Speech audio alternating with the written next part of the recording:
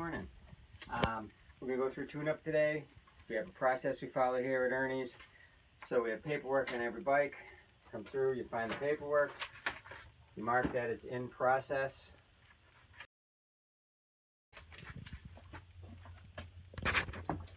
This seat bike I already had in, its seat was originally set right here.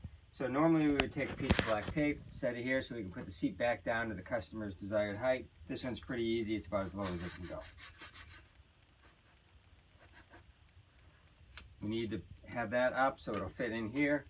First thing you want to do is make sure that your seat is tight.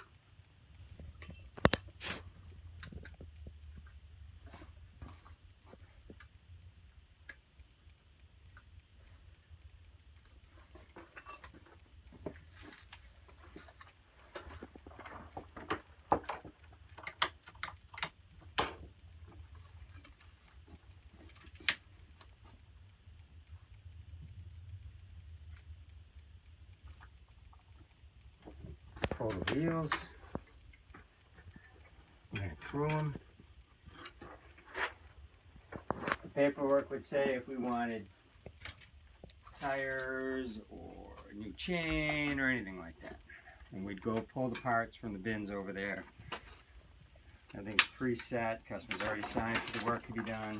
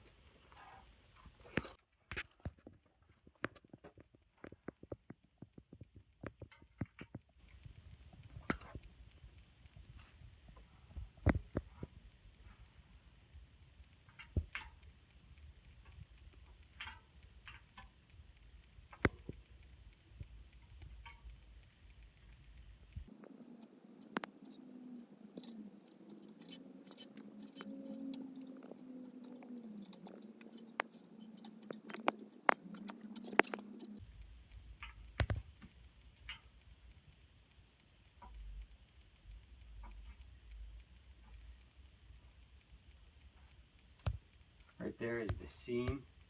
It's usually directly across from the valve. It's for weight if they do it like that. And that changes its width slightly right there, and that's why it's still touching. So while it's in here, do a quick clean.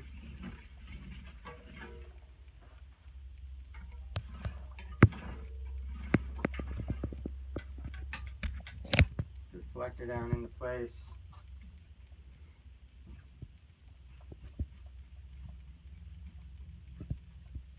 Doesn't matter whose bike it is or what type of bike it is, every bike goes through the same process.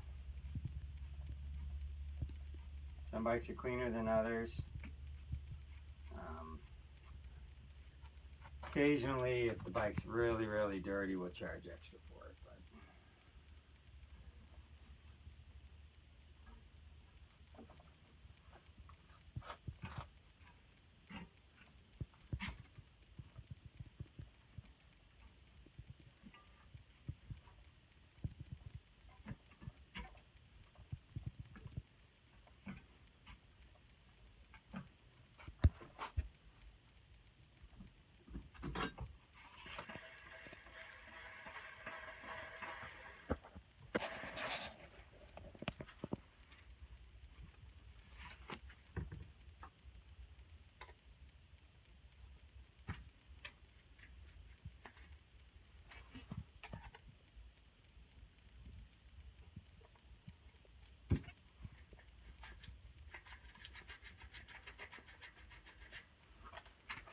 tire pressure.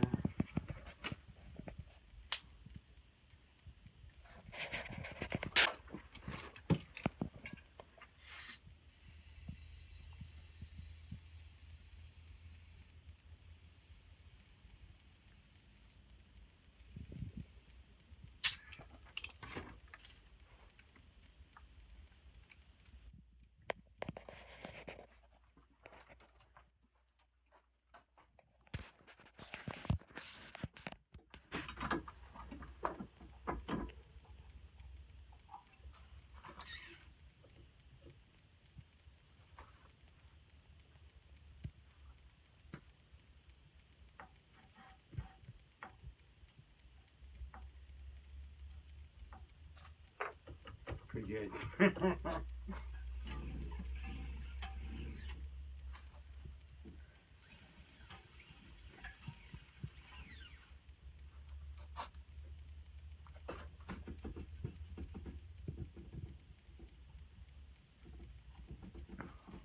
So the axle's loose on this one.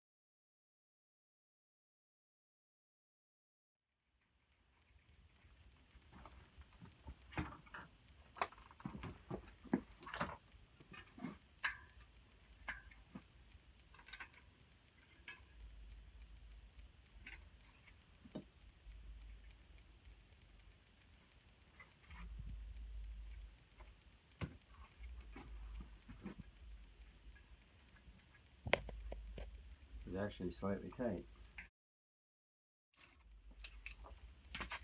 Or just where I had it in the rack.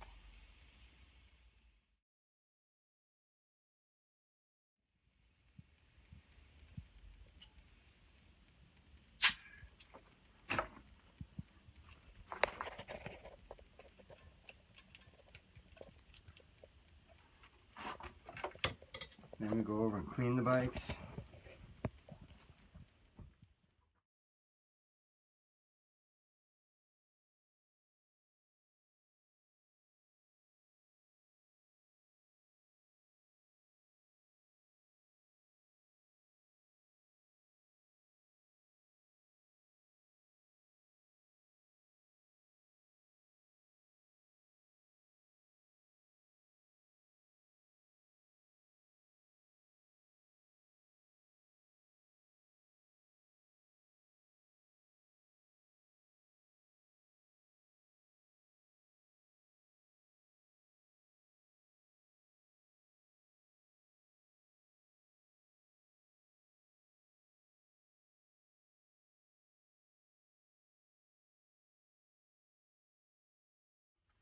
Sometimes if something has old crusty oil on it, it's really hard to clean. You just put a light little layer on.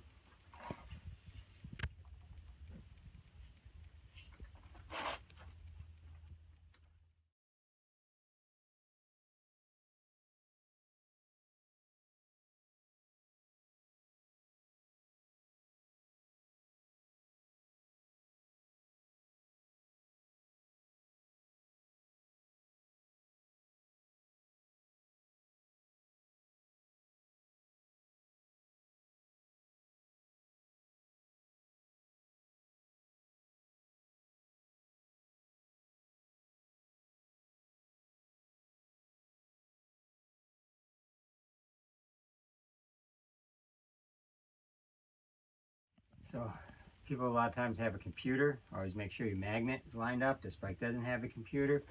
I like the quick releases to be on the non-drive side, so you can look at the tires, just put them on, you know that the tread's going in the right direction.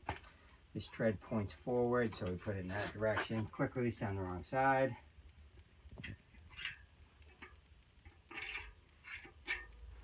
these little springs, put them on like that, it'll go over the axle and cock the wheel.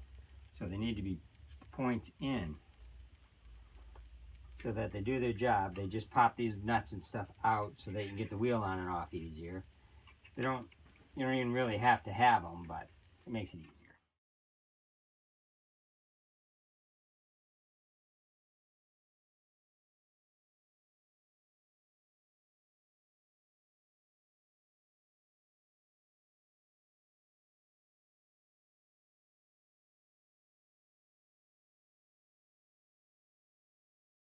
Now, at this point, it's easier to do your cables.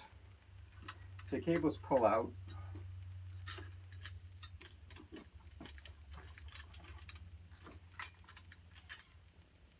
Front one's the one that's the most difficult because it only goes a little ways.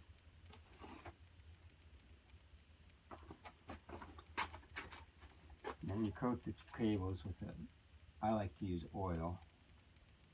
The shifting pods, dry lube only. Cables, metal stuff, all likes wet lube a lot better. Seems to be more react much better to it. The lubrication lasts a lot longer.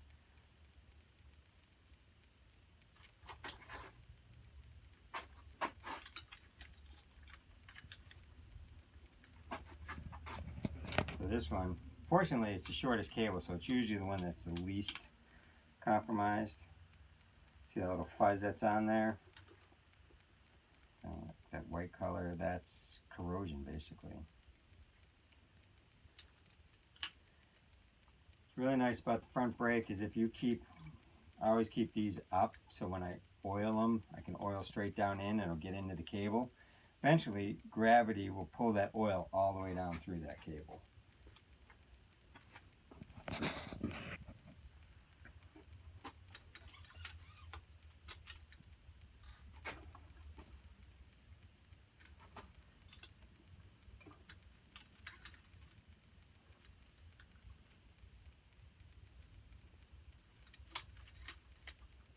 Want to make sure both ends of the cable get oil in them.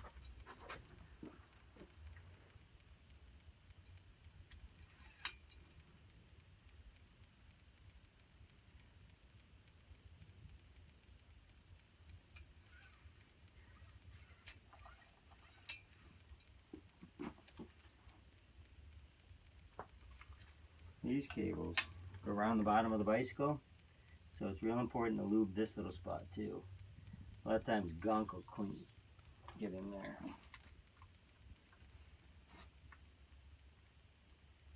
This piece of cable tends to get a lot of goop in it, like road film, dirt, debris.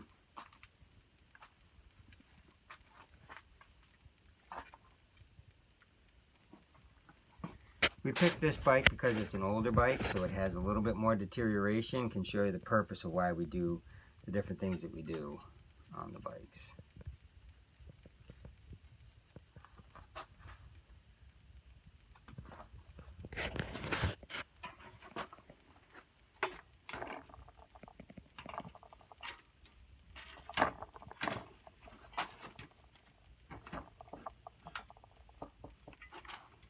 So everybody's got theories of where to put this little piece. When I'm on my bike, I'm moving forward 99% of the time. So I want to protect it from being caught like this, being opened. I like tucking it right in there. It's pretty much out of the way. Again, I have my weight underneath the bike to get the wheel all up in the place. Now start at the front of the bike.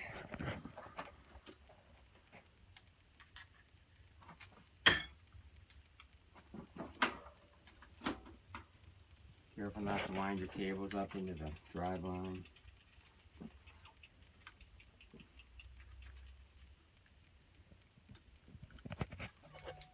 Go. Put it back in place.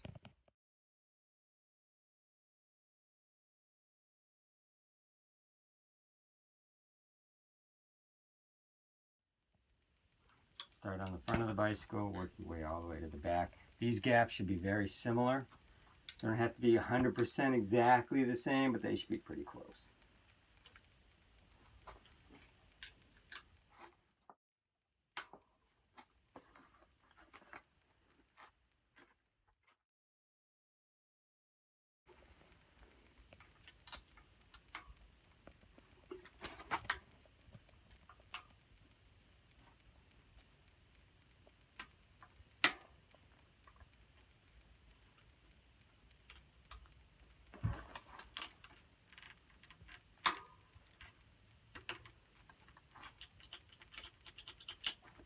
So you want your brakes on the V-brake so that you can get this out. So that can be a little bit tighter.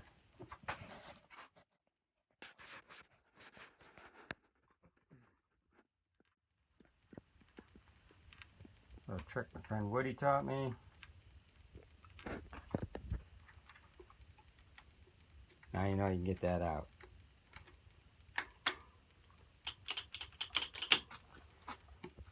So always double check, make sure you seam in the middle of the tires, in the middle of the fork. Now you know the wheel's centered properly. Squeeze this, make sure that your pads line up correctly. This one does not.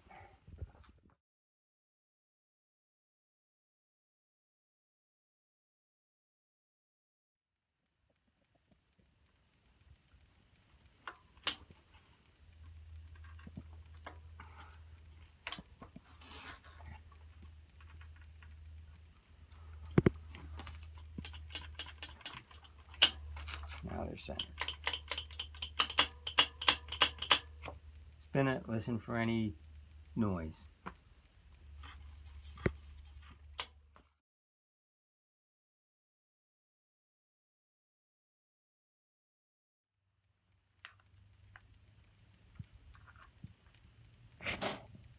Little trick downhillers do is you leave that just so that if you smack it, it'll rotate out of the way instead of bending your levers. But on this particular bike, these people are going to want it tight.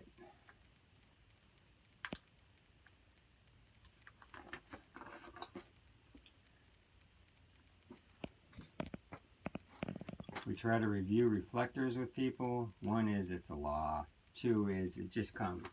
It's nice not to get hit by cars.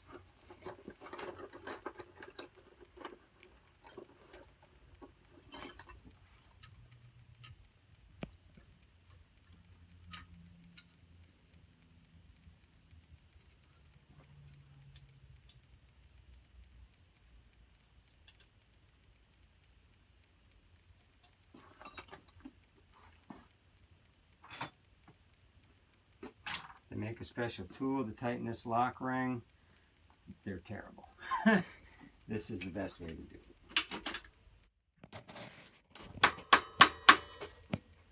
Doesn't take a lot.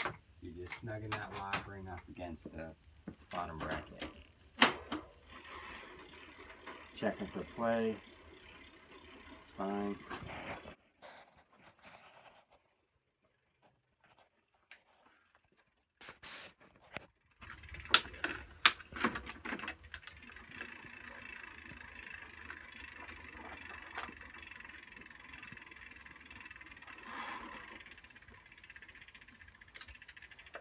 So legs are pretty strong, and after years of flexing that pedal, tension coming off, putting pressure on it, pressure coming off, it works back and forth and can loosen these nuts.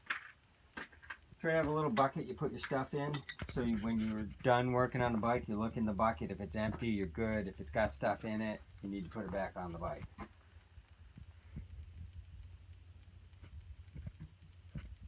There we are.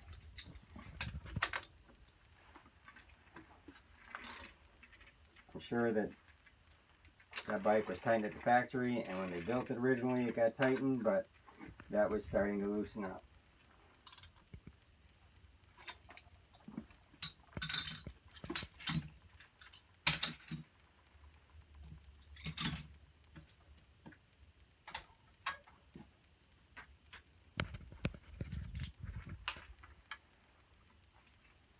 Have a little notch to get your screw out, or the screwdriver in, so you can pop it out. I try to just line them up with crank arm. You don't have to.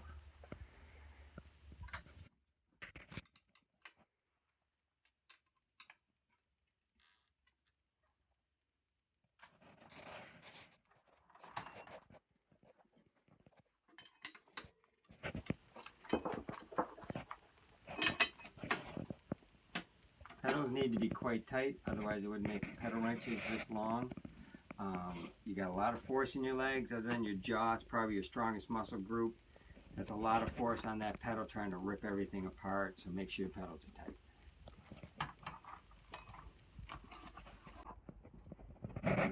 brake. Everything's all set.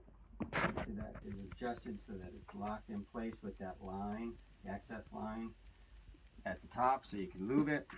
I've already lubed them, but eventually they'll need to be done again. Woody's little trick.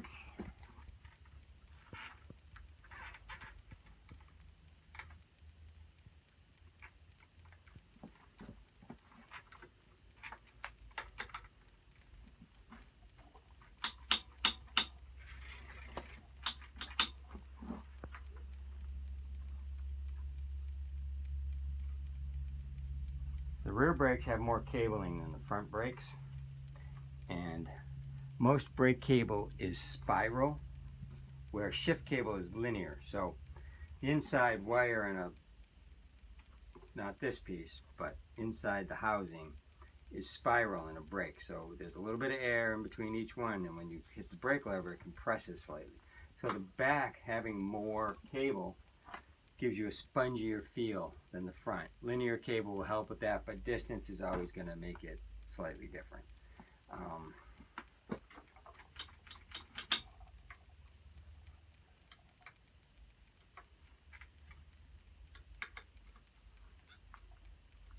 I like to lubricate, not necessarily the cables, but the bike itself after I'm done with the tune-up, because sometimes lubrication will make things work so good that even if they're not adjusted properly, they'll work right.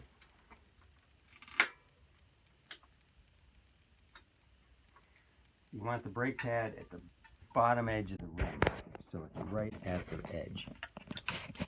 That way, if it's at the top, it can take the sides of the rim and fold them in and cause this to crack right along here. But at the bottom, that's where you got the most force, nothing flexes. And then spin it, listen for noise. That is good. Fill it all the way to here. Rear derailleur. Again, making sure every nut and bolt is tight. That's pretty good. Turn. 9. Good.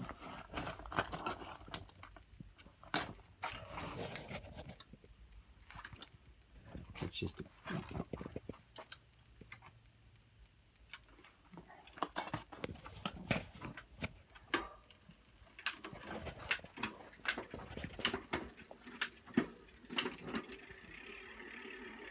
so what I'm feeling for is when I hit the lever, does that derailleur move? Because if it does, it means these adjustments aren't holding it against that properly.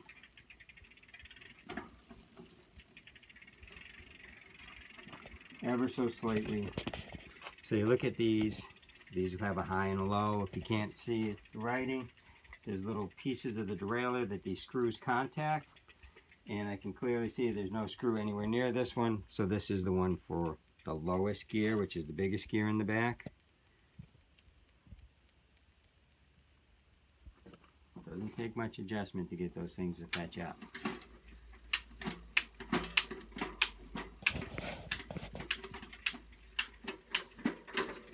So it worked fine there, making sure that that has plenty of gap.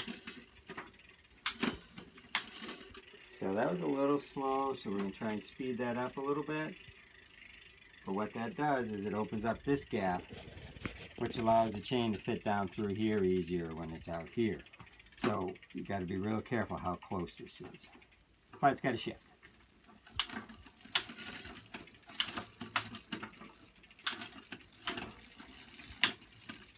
So from here,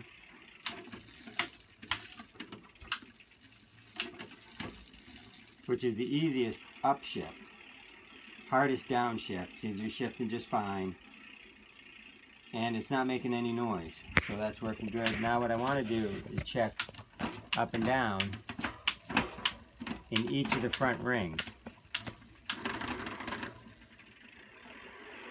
One click.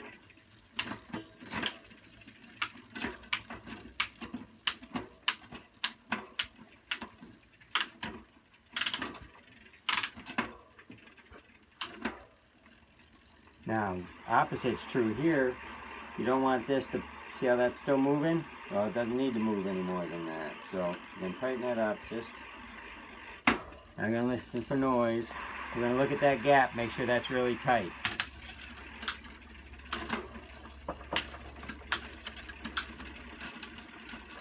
So you can adjust that up a little bit.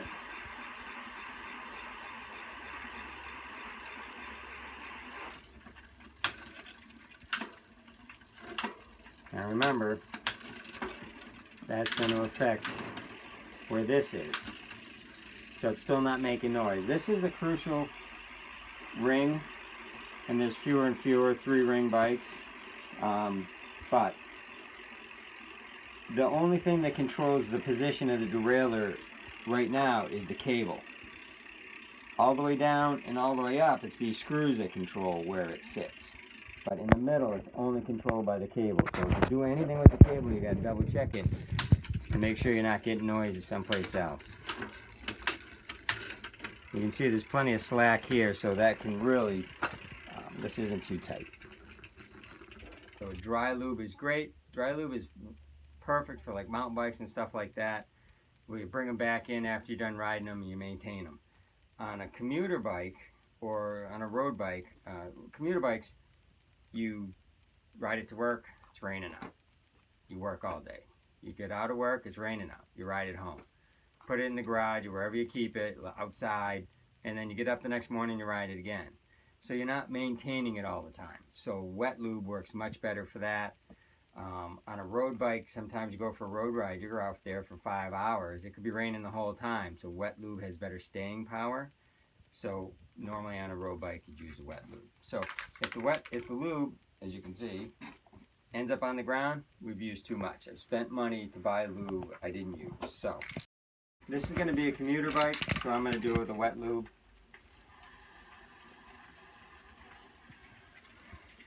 I like to do all the sprockets, but obviously we're trying to lube the chain. You can use oil on the chain. There's tons of different chain lubes. It's all in how much maintenance you want to do to the bike and how much riding that you do in the rain, honestly, would dictate how much of the lube you need to put on the chain and how often. Everywhere that it moves. And what moves here is this thing adjusts.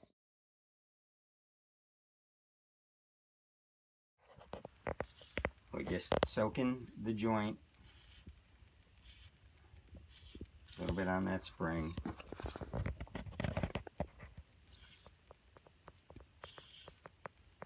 On the floor, it's not doing any good. Just pivot here. Now some derailleurs have little bearings in there, so you got to take it apart to move them. Again, try to get those screws. This little pivot right here. Remember, if it moves, lube it.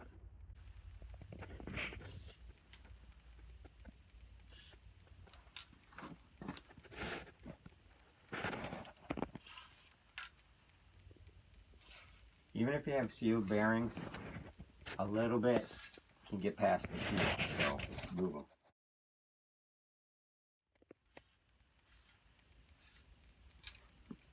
I also keep things from rusting. Sometimes I put it on crucial areas.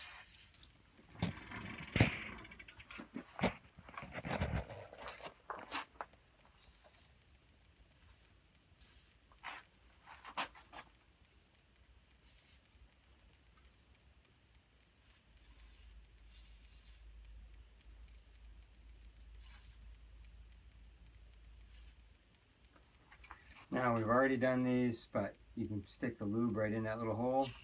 Now it's going right into the cable. Most brakes, a lot of brakes are hydraulic now, so. Now in the shifting pod, only dry lube. I use dry lube with silicone dry lube with Teflon. And these sometimes are really difficult to find a place to lube them from. Don't spray it in your eye.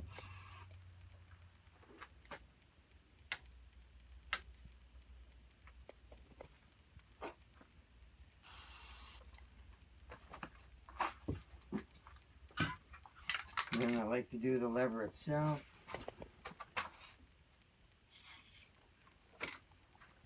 Headsets are kind of tough, but a little getting in there is better than nothing getting in there. Bearings are rotational, so they'll drag it around.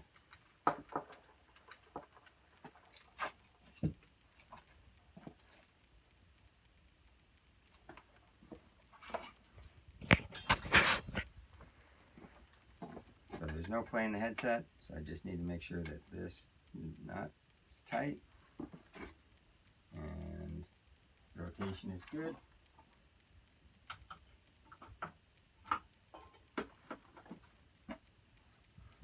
Test drive. And we're done.